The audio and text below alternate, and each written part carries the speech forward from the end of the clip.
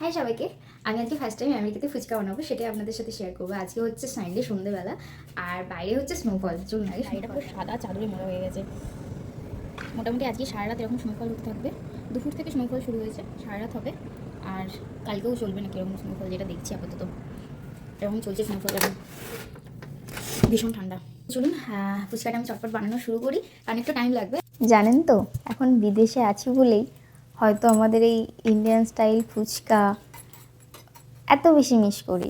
মানে এই ফুচকা নামক জিনিসটা আমাদের বাঙালিদের কাছে একটা আলাদাই ভালোবাসা।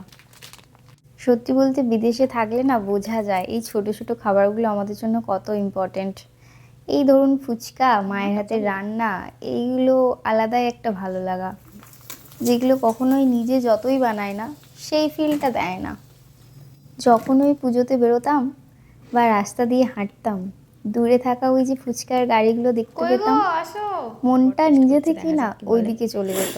কিচ্ছু খাবো না, ফুচকা তো খেতেই হবে। টক ঝাল গন্ধটা যেন আলাদাই একটা ভালো লাগা কাজ করতো। কিছু কিছু খাবার আছে যা শুধু সত্যি খাওয়া নয়, একটা আলাদাই লেভেলের ভালো লাগা কাজ করে।